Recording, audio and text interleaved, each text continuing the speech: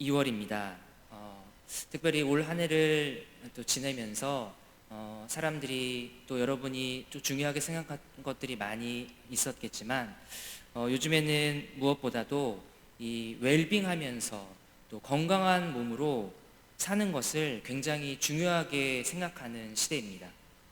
하지만 이 건강 못지않게 어쩌면 그보다 더 중요한 것이 있는데 그것은 바로 건강한 정신과 또 마음입니다.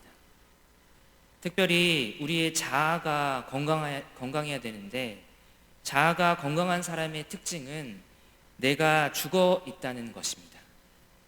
무슨 말이냐면 저희가 종종 어떤 사람과 대화를 하다 보면 늘 자기 얘기만 하는 사람이 있습니다. 대화라는 것이 한쪽에서 무슨 말을 하면 그에 대해서 같이 고민해주고 공감해줘야 되는데 그러질 못하는 것입니다. 예를 들어서 A라는 사람이 먼저 자연스럽게 대화의 문을 엽니다. 나 어제 생일이었는데 아내가 미역국을 너무 맛있게 끓여줘서 고맙더라. 그런데 B라는 사람의 반응은 아 그래? 나는 아내가 내 생일 때 차 사줬는데. 대화가 끝나버립니다. 나 요즘 회사에서 참 마음이 너무 힘들어. 그래서 그만두고 싶어. 또 B라는 사람이 말하기를 그래? 나는 요새 너무 행복한데. 그럼 또 대화가 끝나버립니다.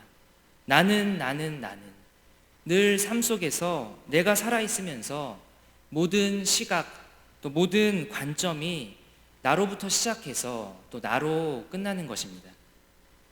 그러니 내가 뭔가를 해야만이 비로소 일이 잘 돌아간다고 생각을 하고 그래서 내가 맡은 일이 좋은 성과를 거둬야 하고 또 내가 사람들에게 칭찬을 받아야만 하는 거죠.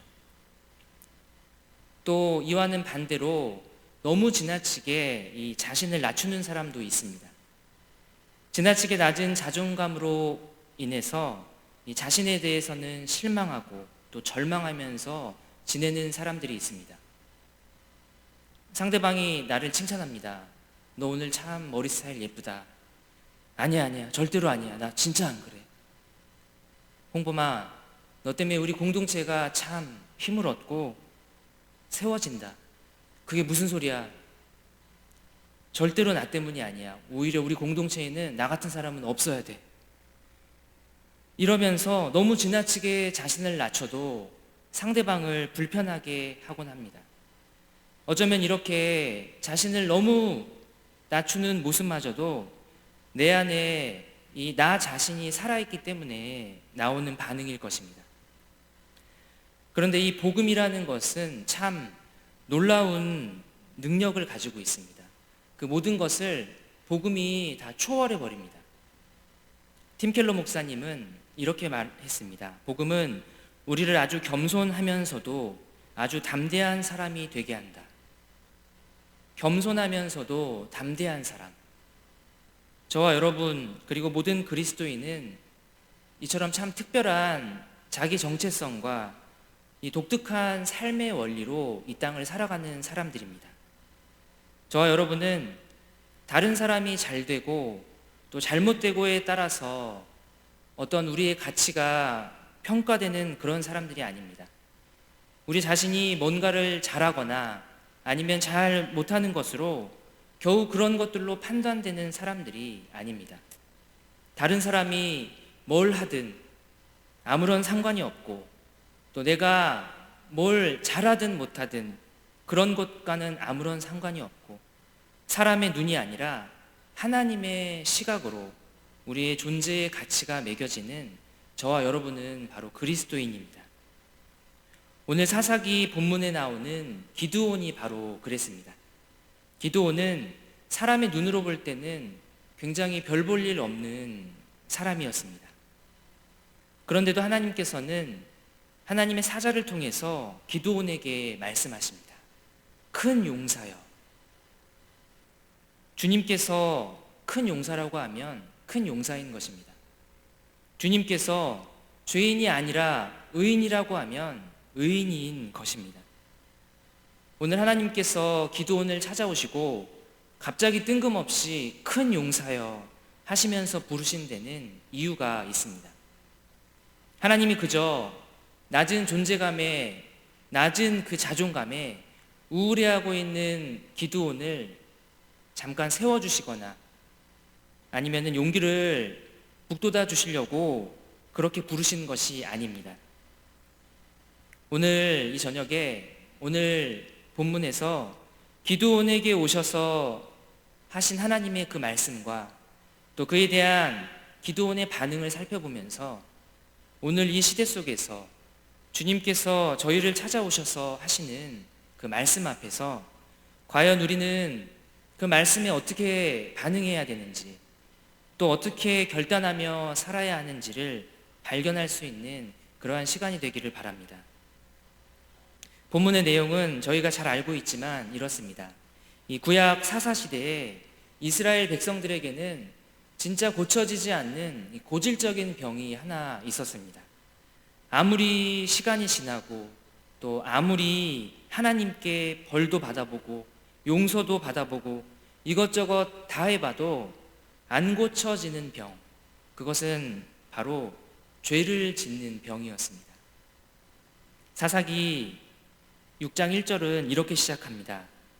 이스라엘 자손이 또 여호와의 목전에 악을 행하였으므로, 또 악을 행하였으므로, 고질적인 그 병이 도지면서 하나님 앞에서 이스라엘 백성들이 다시 죄를 짓기 시작했습니다. 그래서 하나님께서 그 병에 대해서 내리신 처방은 무엇입니까? 1절 뒷부분입니다. 여호와께서 7년 동안 그들을 미디안의 손에 넘겨주시니, 죄 짓는 이 백성들에게 그에 대한 벌로 대적을 붙여주십니다. 그 대적 나라가 바로 미디안입니다. 이 미디안의 억압은 무자비했습니다. 2절에 보면, 2절부터 4절까지 보면 미디안의 손이 이스라엘을 이긴지라 이스라엘 자손이 미디안으로 말미암아 산에서 웅덩이와 굴과 산성을 자기들을 위하여 만들었으며 이스라엘이 파종한 때면 미디안과 아말렉과 동방 사람들이 치러 올라와서 진을 치고 가사에 이르도록 토지 소산을 멸하여 이스라엘 가운데에 먹을 것을 남겨두지 아니하며 양이나 소나 나귀도 남기지 아니하니. 이 이스라엘은 이 미디안과 상대가 되지 않았습니다. 그래서 이 미디안을 피해서 산속 동굴로 숨어 들어가야 하는 그러한 신세가 된 것입니다. 하나님 앞에서 이 백성들이 하나님 앞에서는 감히 죄도 짓고 하고 싶은 대로 마음대로 다 하면서 살아가는데, 그렇게 떵떵거리면서 살아갔던 이스라엘인데 고작 이 미디안이라는 세상 나라 하나에는 정말 완전히 쫄아서 산속의 동굴로 피해 숨어 들어가야 하는 그런 처량한 신세가 된 것입니다. 이것이 바로 이 죄인들의 딜레마입니다. 하나님은 온 우주보다 크신데 그 크신 하나님 앞에서는 감히 죄도 짓고 반항하고 심지어 때로는 그 크신 하나님을 무시하며 살아가면서 하나님에 비하면 정말 티끌만도 못한 그 세상 나라, 그 세상 권력에는 온갖 아첨을 다하고 벌벌 기며 두 손 두 발 다 들곤 합니다. 이것이 얼마나 부끄럽고 참 꼴불견인지 모릅니다. 성경이 정말 진리인 이유는 어쩌면 그렇게 저희 죄인들의 그 민낯을 정확하게 꿰뚫고 우리가 어떠한 상태인지를 정확하게 보여주신다는 것입니다. 제가 성경 속에서 이스라엘 백성들을 봐도 그렇고 또 제가 제 자신을 봐도 정말 이 모습과 다를 것이 하나도 없습니다. 사사시대에 이스라엘의 반복되는 그 죄악의 모습이 더도 덜도 말고 딱 여기 앉아있는 저와 여러분의 모습인 것을 우리 중에 그 누구도 부인할 수가 없습니다. 그런데 하나님께서 진짜 좋으시고 하나님께서 진짜 고마우신 이유는 못 봐줄 이 죄인들을 긍휼히 여기시고 불쌍하게 봐주신다는 것입니다. 오늘 그 주님의 긍휼이, 그 불쌍히 여겨주시는 그 주님의 마음이 우리 안에 가득하기를 소원합니다.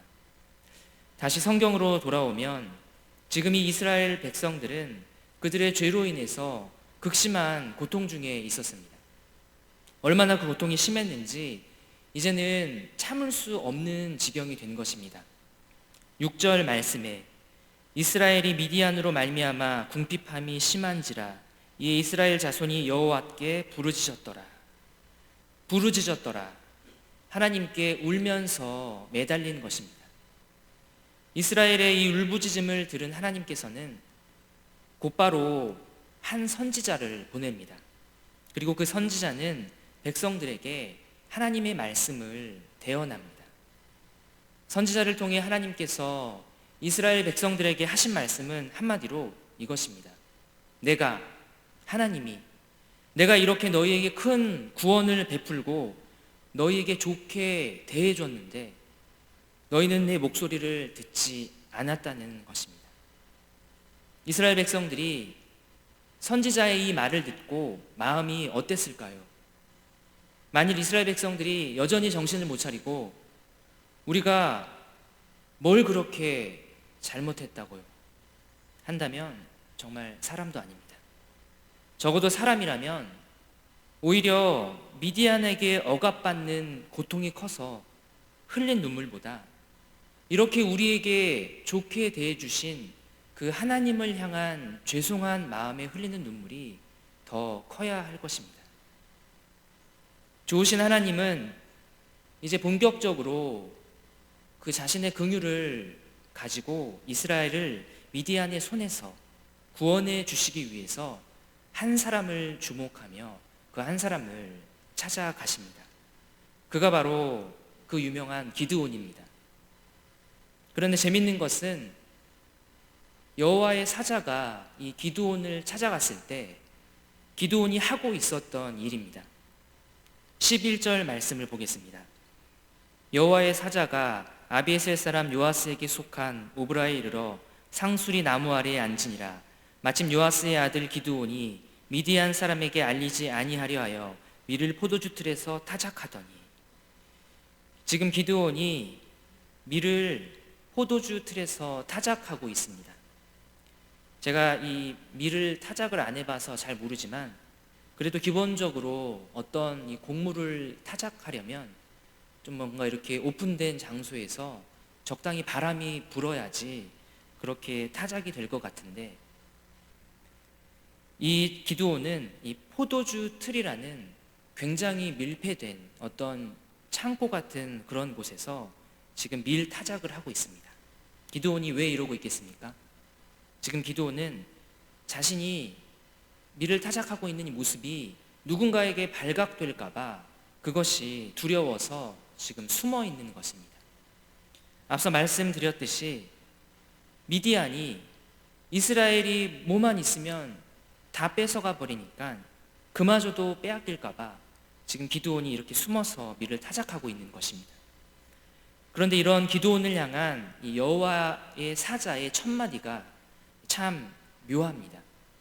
12절 말씀입니다. 여호와의 사자가 기드온에게 나타나 이르되 큰 용사여 여호와께서 너와 함께 계시도다 하매. 지금 기드온이 이 미디안이 무서워서 겁을 먹고 벌벌 떨면서 숨어 있는데 대뜸 큰 용사여라고 말합니다. 여호와의 사자가 지금 기드온을 놀리는 것일까요? 아니면 이 이스라엘 민족의 처한 현실이 너무 암담하니까 힘 좀 내라고 화이팅 하자고 그냥 괜히 하는 소리일까요? 그것이 아닙니다. 하나님도 알고 계십니다. 이 기드온이 큰 용사가 아니라는 것을 알고 계십니다. 만일 기드온이 큰 용사였다면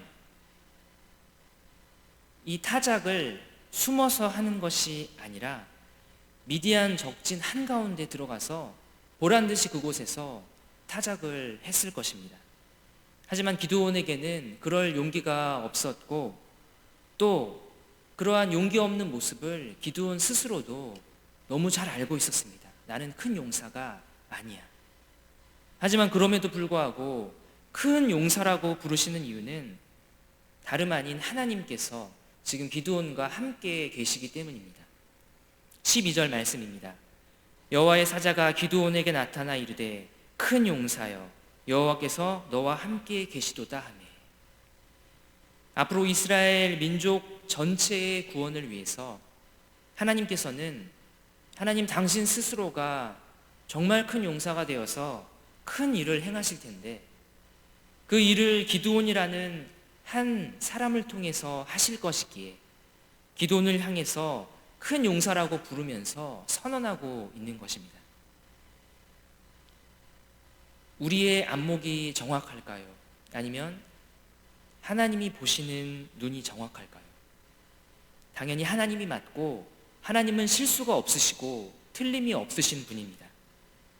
오늘 저와 여러분은 굉장히 겁이 많은 사람들이지만 그럼에도 불구하고 하나님께서 저희를 향해 큰 용사라고 부르고 계십니다.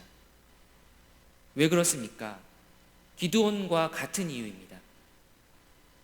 저와 여러분은 하나님과 교회를 대적하는 이 말세, 그 말세 중에서도 마지막 때인 말세 시말에 모든 것이 악하고 어두운 이때에 그 모든 악한 것들을 대적하며 맞서 싸우며 그렇게 이 땅 가운데 하나님의 나라를 우뚝 세울 용사들이기 때문입니다.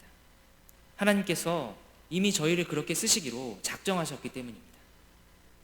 온 우주에서 가장 큰 용사이신 우리 주님께서 우리와 함께 하시기에 우리 주님의 그 부르심대로 우리가 바로 주님의 나라를 세워갈 그 용사인 줄로 믿습니다. 그런데 우리가 믿고 또 믿지만 이 믿음과 현실 사이에서 많은 갈등이 있고 또 실패와 이 좌절이 있는 것이 사실입니다. 큰 용사라고 부르시는 그 하나님 앞에서 기드온이 바로 그러한 모습을 보였습니다. 13절 말씀입니다. 기드온이 그에게 대답하되 오 나의 주여 여호와께서 우리와 함께 계시면 어찌하여 이 모든 일이 우리에게 일어났나이까? 또 우리 조상들이 일찍이 우리에게 이르기를 여호와께서 우리를 애굽에서 올라오게 하신 것이 아니냐 한 그 모든 이적이 어디 있나이까? 이제 여호와께서 우리를 버리사 미디안의 손에 우리를 넘겨주셨나이다 하니. 말씀이 길었지만 이 기드온이 한마디로 어떻게 반응하고 있습니까? 저는 기드온이 딱 이렇게 말하는 것 같습니다. 큰 용사는 무슨 큰 용사입니까? 큰 용사 다 얼어 죽었습니까? 기드온이 하나님께 항변하는 그 말의 핵심이 무엇입니까? 주님 우리와 함께 하신다고요? 근데 우리는 왜 이 모양입니까? 주님이 함께 하시면 우리가 잘 살아야 하는데 우리가 지금 미디안한테 억압받고 괴롭힘 당하고 있지 않습니까? 저는 기드온이 이렇게 말하는 대목에서 적반하장이라는 말이 생각났습니다. 적반하장, 도둑이 오히려 매를 든다는 뜻으로 잘못한 사람이 있는데 오히려 잘못한 게 없는 사람을 나무란다는 뜻입니다. 기드온이 지금 적반하장입니다. 지금 이스라엘이 왜 미디안한테 억압받고 고통받고 있습니까? 바로 이스라엘 민족 자신들의 죄 때문입니다. 그리고 기드온 자신의 죄 때문입니다. 그런데도 기드온 자신과 또 이스라엘이 왜 이러한 암담한 현실에 처해 있는지를 그 원인을 생각하지 못하고 그저 내 가족, 내 민족만을 생각하면서 벌어진 현상에만 집착하고 피해의식을 느끼는 기드온 그 자신의 우둔한 그 영적 상태를 보여주고 있는 것입니다. 오늘 참 죄송하지만 저와 여러분이 너무 기드온의 모습과 같습니다. 나는 왜 이렇지?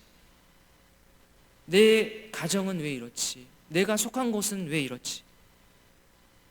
사랑하는 성도 여러분, 우리가 이러한 나의 눈으로 나의 경험과 그리고 나의 시각을 우리가 처한 현실을 그렇게 나의 것으로 바라보지 않기를 원합니다. 만일 계속 그러한다면 우리는 백전백패할 수밖에 없습니다.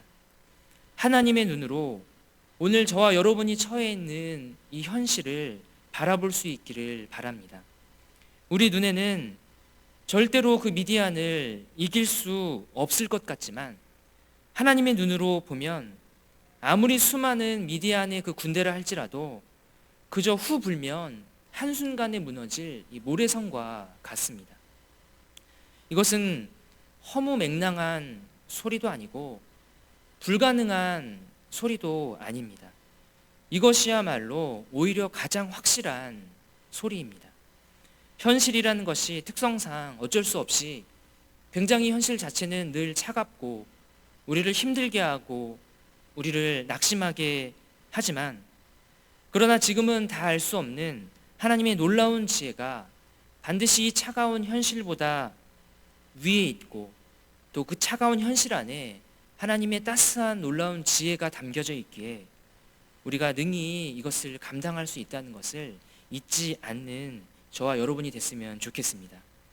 오늘 본문 뒤에 이어지는 내용은 우리가 너무 잘 알고 있듯이 이제 곧 기드온이 본격적으로 그 자신이 큰 용사라는 정체성을 회복하고 하나님과 함께 이스라엘 민족 전체를 구원해내기 위해서 앞으로 나아가게 됩니다.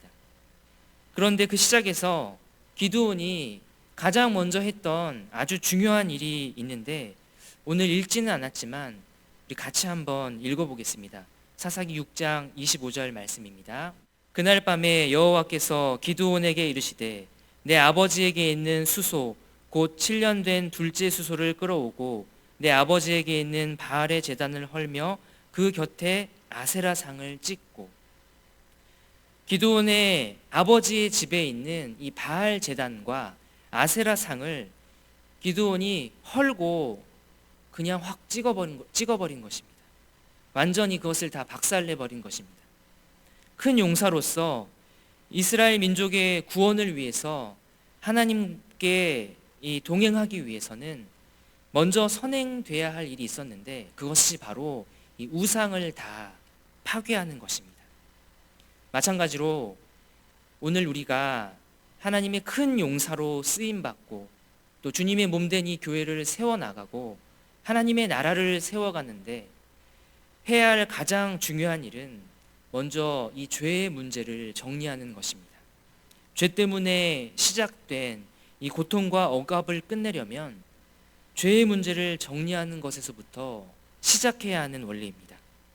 하나님께서 기드온을 너는 큰 용사니까 곧바로 미디안과의 그 전쟁 그 한복판에 나가서 치고받고 싸워라 한 것이 아니라 자신의 가정 안에 있는 그 우상을 쳐부수고 그 죄악을 걷어내는 것을 먼저 하신 것처럼 저와 여러분 안에 있는 이 가득한 우상, 가득한 죄악을 찍어내버리는 것으로 모든 것이 바르게 서며 다시 새롭게 시작하는 줄 믿습니다.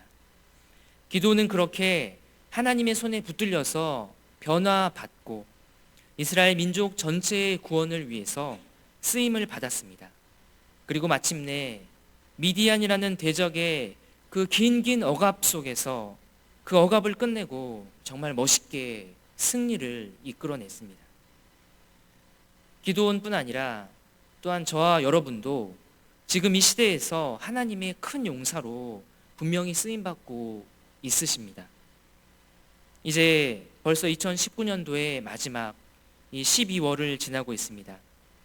올 한 해 저희 교회는 이 다시 복음으로라는 너무 좋은 주제를 가지고 참 고군분투했습니다. 이 복음이라는 것은 알면 알수록 참 놀랍고 신기합니다. 복음은 우리 안에 연약하고 또 우리 안에 악한 그 모든 것을 초월해 버립니다. 기드온을 큰 용사로 쓰임받게 한 것도 내가 아니라 내 안에 하나님이 함께 하신다는 바로 이 복음의 능력 때문에 가능했습니다. 앞서 팀 켈러 목사님이 이 복음에 대해서 다시 한번 정의할 때 복음은 우리가 행하는 것이 아니라 우리에게 행해진 것이라고 정리를 하셨습니다. 자꾸만 내가 뭔가를 하려고 하고 그것으로 내 존재의 가치를 입증하려고 하고 그러한 과정 속에 나오는 성과에 그 삶의 기쁨을 느끼기에 그래서 우리는 자꾸만 또 뭔가를 하려고 하고 계속해서 뭔가를 이루려고 하는 그러한 잘못된 모습 속에서 살아가고 있습니다. 그러나 복음은 우리가 자꾸만 뭔가를 행하는 것이 아니라 이미 우리를 위해서 행해진 것입니다. 처음부터 끝까지 그리고 하나부터 열까지 우리 주님께서 그 모든 것을 이미 다 행하신 것입니다. 그 하나님께서 우리를 큰 용사라고 부르면서 또 함께 하시면서 이 마지막 시대에 정말 너무 마지막 시대이기 때문에 고수들만이 생존하는 이 마지막 때에 이 냉혹한 현실을 우리가 바로 승리하게 하시는 것입니다. 우리를 큰 용사라고 부르시는 그 주님과 함께 우리 안에 있는 그 모든 우상을 과감하게 찍어내어 버리고 또 우리 앞에 있는 이 미디안과 같은 대적들을 쳐부수며 승리하고 지더라도 또 다시 승리하는 우리 모두가 되기를 주님의 이름으로 간절히 축원합니다. 기도하겠습니다. 살아계신 주님, 우리는 절대로 큰 용사가 아닌데도 우리를 향하여 큰 용사라고 부르시는 그 주님의 그 크신 뜻을 우리가 믿고 또 그 뜻을 우리가 의지합니다.